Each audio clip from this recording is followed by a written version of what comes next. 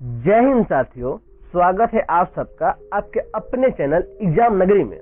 दोस्तों, आज की वीडियो में हम एनटीपीसी के लिए टॉप मोस्ट 50 एमसीक्यू करने वाले हैं, जो कि पूरा आपके प्रीवियस ईयर बेस्ड है। तो दोस्तों, यदि आप नए हो इस चैनल पर तो हमारे चैनल को सब्सक्राइब कर लें, क्योंकि हम एनटीपीसी के लिए जितने भी जीके से रिलेटेड जितने भी इंफॉर्मेशन है और जितने भी आपके सिलेबस हैं उन सबको हम करा रहे हैं इस पर। और बहुत ही जल्दी आपको आपके 500 क्वेश्चन की मैराथन भी आपको यहाँ पर देखने को मिलने वाली है, वो भी आपके एग्जाम से पहले, यानी कि आपका 5 जून से आपके एग्जाम है, सबको 1 तारीख को मिल जाएगी। तो हम वीडियो को शुरू करते हैं। हमारा पहला क्वेश्चन है, भारतीय राष्ट्रीय कांग्रेस के पहले अध्यक्ष कौन थे? तब वो हो जाएंगे WC बनर्जी। अब सवाल इससे ये पूछता है कि भारतीय राष्ट्रीय कांग्रेस की स्थापना कब हुई थी? तब हो जाएगा 1850 की। ये आपको ध्यान रखने हैं, ठीक है। और पहला अध्यक्ष कौन हो गए? WC बनर्जी।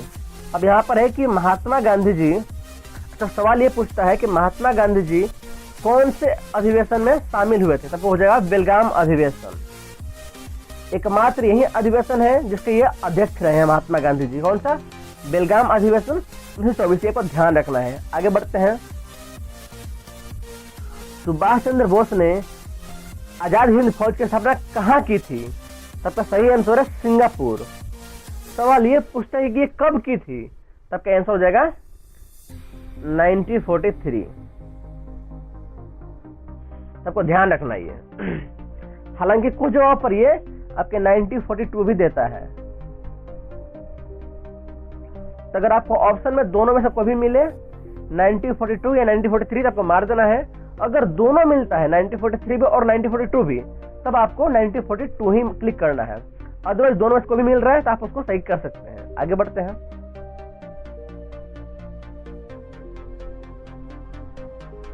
जालियांवाला बाग हत्याकांड कब हुआ था? तो सबको पता है कि ये 1919 में हुआ था। अब इसे सवाल क्या बनता है कि जालियांवाला बाग हत्याकांड में जो जांच कमेटी बैठी थी वो कौन सा आयोग था? उसको हम बोलते हैं हंटर आयोग। ध्यान रखेगा इसको, हंटर आयोग। अभी रिसेंट में ही एक मूवी बनी है केसरी 2 अक्षय कुमार की, जो कि इसी पर बेस्ड है, जालियांवाला बाग की ही बेस्ड है। उसमें साफ दिखाया गया है हंटर आयोग के बारे में, तो आप वो भी देख सकते हैं। खैर, आपको बस इतना ही ध्यान रखना है कि जालियांवाला बाग से हंटर आयोग जुड़ा हुआ है। आगे बढ़ते हैं। निम्न में से किसने स्वराज मेरा जन्मसिद्ध अधिकार है कहा था? सबका सही आंसर हो जाएगा बाल गंगाधर तिलक जी ने। आगे बढ़ते हैं। गांधी इरविन समझौता किस आंदोलन के समय हुआ है? सबका सही आंसर हो जाएगा सविनय अवज्ञा आंदोलन। दोस्तों, आप किसी चैनल पर भी आपके हिस्ट्री के लिए मैंने आपके 2022 से लेकर 2025 तक जितने भी क्वेश्चन पूछे गए हिस्ट्री से, उन सबको मैंने कंपाइल करके बहुत ही जल्दी आपको पीडीएफ के रूप में या आपको वीडियो के रूप में आपको मिलने वाली है इस चैनल पर। तो यार, इसी बात पर एक लाइक तो वीडियो के लिए बनता है। आगे बढ़ते हैं हम। कौन सी नदी भारत में सबसे लंबी है? सबका सही आंसर हो जाएगा गंगा, जिसकी लंबाई कितनी है? 2525 किलोमीटर। लेकिन अगर सवाल ये पूछ दे कि भारत में बहने वाली सबसे बड़ी नदी कौन है? सबका सही आंसर हो जाएगा ब्रह्मपुत्र। लेकिन भारत के अंदर ब्रह्मपुत्र की लंबाई गंगा के मुकाबले छोटी है। लेकिन आप सबको पता है कि जो ब्रह्मपुत्र है वो आपके हिमालय एरिया से भी ऊपर आती है, मतलब कि हमारे इंडिया के ऊपर तिब्बत एरिया से भी आ रही है। इसीलिए ब्रह्मपुत्र जो लंबाई है वो गंगा से बहुत लंबी है। आगे बढ़ते हैं।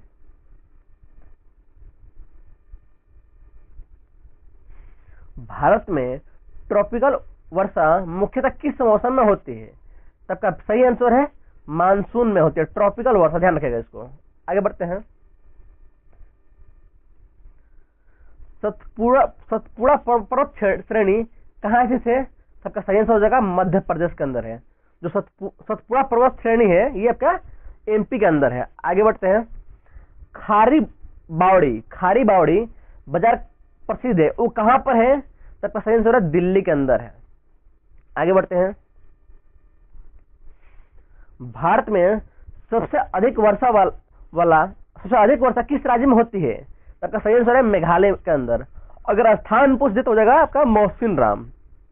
आगे बढ़ते हैं। संविधान सभा के अस्थायी अध्यक्ष कौन थे? हो जाएंगे डॉक्टर राजेंद्र प्रसाद। अगर ये पूछ दे कि संविधान सभा के अस्थायी अध्यक्ष कौन होंगे तब हो जाएगा डॉक्टर सचिदानंद सिन्हा। तो ध्यान रखेगा इसको। आगे बढ़ते हैं।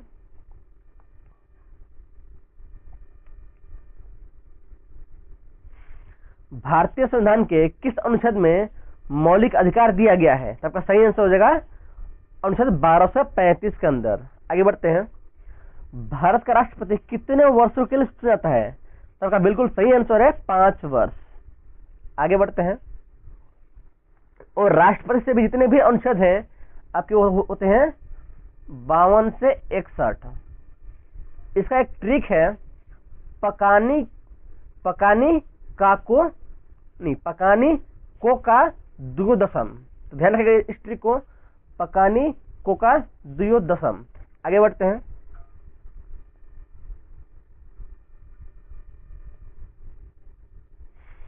संविधान का नीति निर्देशक तत्व किस देश के संविधान से लिया गया है? तो आपका सही आंसर हो जाएगा आयरलैंड से। आगे बढ़ते हैं।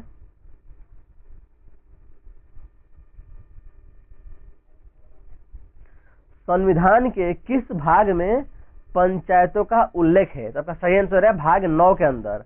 अगर सवाल ये पूछ दे कि पंचायती राज व्यवस्था किस अनुच्छेद में उल्लेखित है तो आपका सही आंसर हो जाएगा अनुच्छेद 40। आगे बढ़ते हैं। मनुष्य के शरीर में सबसे बड़ी ग्रंथि कौन सी है? तो इसका सही आंसर होगा आपके यकृत। आगे बढ़ते हैं। बिजली का अच्छा चालक कौन सा है? तो ऑप्शन के अकॉर्डिंग हो जाएगा आपका तांबा। आगे बढ़ते हैं।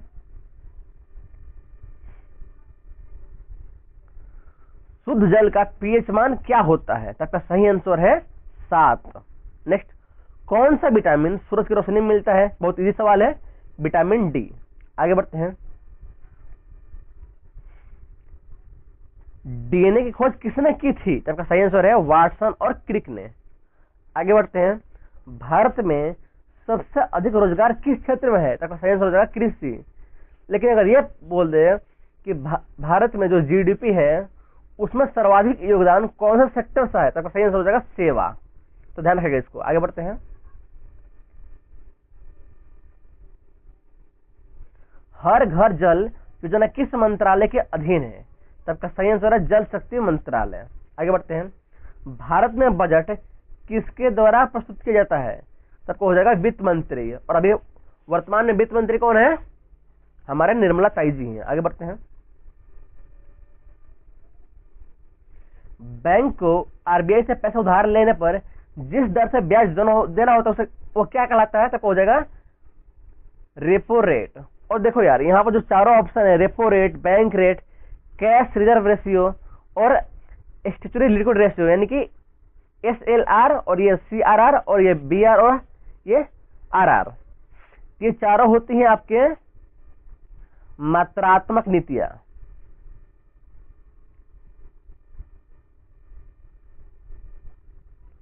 आप इकोनॉमिक्स में पढ़ोगे कि जो आरबीआई है वो मार्केट के अंदर मनी को कंट्रोल करने के लिए 2 तरह की नीतियां अपनाती है, एक होती है गुणात्मक, एक होती है मात्रात्मक।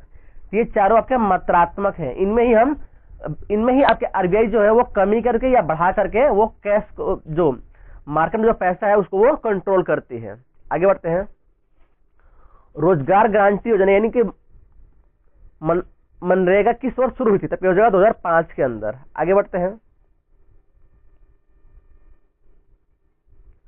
लाहौर अधिवेशन 1929 में किस उद्देश्य की घोषणा हुई थी? तब सबको पता है ये पूर्ण स्वराज की घोषणा हुई थी।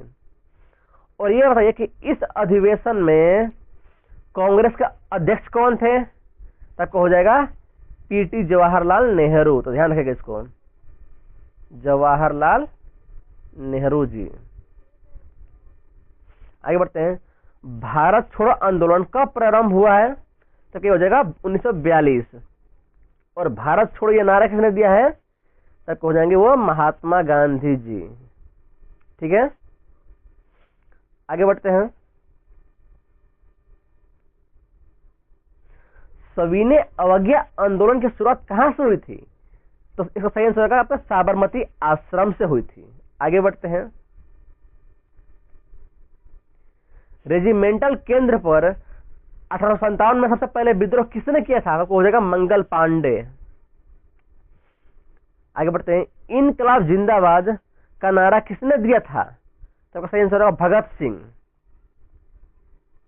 नेक्स्ट, थार मरुस्थल किस राज्य में स्थित है, तब ये हो जाएगा राजस्थान के अंदर है, और इसका कुछ हिस्सा पाकिस्तान के अंदर भी स्थित है। आगे बढ़ते हैं। कौन सा पर्वत श्रृंखला भारत की छत कहलाता है, तो आप सबको पता है कि जो इंडिया का मैप है उसके ऊपर कौन है, यहाँ पर ये आपका इंडिया हो गया, बहुत खतरनाक इंडिया में बनाया हुआ है। ऊपर कौन है यहाँ पर, हिमालय। तो ठीक है, तो ध्यान रखिएगा। आगे बढ़ते हैं।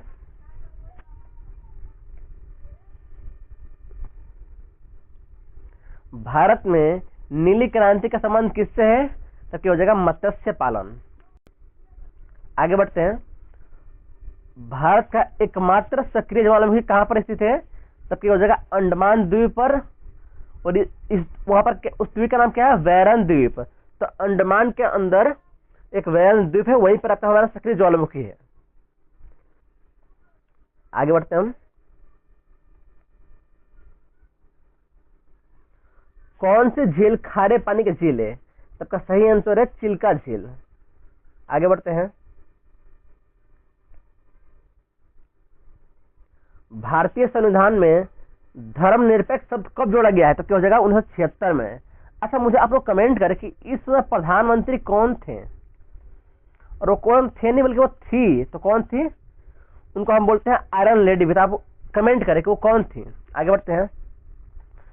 संविधान के अनुसार भारत एक सामाजिक गणराज्य है। आगे बढ़ते हैं। कहां भाग गया, हाँ ऊपर जाएगा। हाँ, तो भारत में कितना उच्च न्यायालय यानी कि हाई कोर्ट है, तो क्या हो जाएगा 25। नेक्स्ट, मौलिक कर्तव्य किस समिति के सिफारिश पर जोड़े गए थे, तो क्या हो जाएगा स्वर्ण सिंह समिति। आगे बढ़ते हैं। लोकपाल अधिनियम किस वर्ष पारित हुआ है, तब सही आंसर हो जाएगा 2013 के अंदर। नेक्स्ट, रक्त को ऑक्सीजन ले जाने वाले तत्व कौन सा, हो जाएगा हीमोग्लोबिन। आगे बढ़ते हैं। शरीर में पीएच मान सामान्यतः कितना होता है, तो आपका सही आंसर है 7.4। आगे बढ़ते हैं। कौन सा गैस वातावरण में सबसे अधिक मात्रा में है, तब क्या हो जाएगा नाइट्रोजन, और ऑक्सीजन कितना है 21%, और 1% के अंदर ये सब आते हैं आप कार्बन डाइऑक्साइड, ऑर्गेनिक, जितने भी गैस हैं वो 1% के अंदर आते हैं। नेक्स्ट, विटामिन सी कमी से कौन सा रोग होता है, तब क्या हो जाएगा स्कर्वी। विटामिन ए कमी से रतौंधी, विटामिन बी कमी से बेरीबेरी, विटामिन डी कमी से आपका हो जाएगा रिकेट्स, जो कि हड्डियों का रोग होता है। आगे बढ़ते हैं। मिर्गी रोग किस अंग से संबंधित है, हो जाएगा दिमाग से। मस्तिष्क कहां पर है, मस्तिष्क। हाँ, आगे बढ़ते हैं। भारत में राष्ट्रीय आय का सबसे बड़ा स्रोत क्या है, तो हो जाएगा आपका सेवा क्षेत्र। आगे बढ़ते हैं। नवोदय विद्यालय योजना जो कि किस मंत्रालय का अधीन है, अभी इसका यार नवोदय विद्यालय का जो एग्जाम है वो सारा लिख कर दिए गए हैं। फिर हम क्वेश्चन पाते हैं। नवोदय विद्यालय योजना किस मंत्रालय का अधीन है, तो सही आंसर हो जाएगा शिक्षा मंत्रालय के अंदर, जिसमें बहुत बड़े लेवल पर धांधली हुई है नवोदय विद्यालय में। आगे बढ़ते हैं। एफडीआई का पूर्ण रूप क्या है, तो फॉरेन डायरेक्ट इन्वेस्टमेंट। आगे बढ़ते हैं। भारत में पहली बार डिजिटल इंडिया अभियान कब शुरू हुआ था, तो सही आंसर है 2015, जिसका कुछ भी खास मतलब नहीं है। हम सब कुछ बाहर से ही इंपोर्ट कर रहे हैं, हम कुछ भी बना नहीं रहे, बस नाम के लिए हमारा डिजिटल इंडिया है। आगे बढ़ते हैं। मुद्रा योजना किससे संबंधित है, तो सही आंसर हो जाएगा छोटे व्यवसायों के लिए। दोस्तों, आपका ये पीवाईक्यू सीरीज का पहला सेट था। इसी तरह हम आपके एनटीपीसी एग्जाम से पहले हम 20 सेट करा देंगे, और इसके साथ ही एक मैराथन वीडियो जिसमें आपके 500 PYQ होंगे, जो कि आपको 1 तारीख को एकदम हमारे चैनल पर इसी टाइम पे मिलने वाली है, एकदम 6 बजे शाम में आपको वो मिल जाएगी। तो आप वीडियो को लाइक करें और हमारे चैनल को सब्सक्राइब करें। और यार अगर आपको वीडियो अच्छी लगी हो ना तो एक प्यारा कमेंट आप जरूर कमेंट कर देना। धन्यवाद।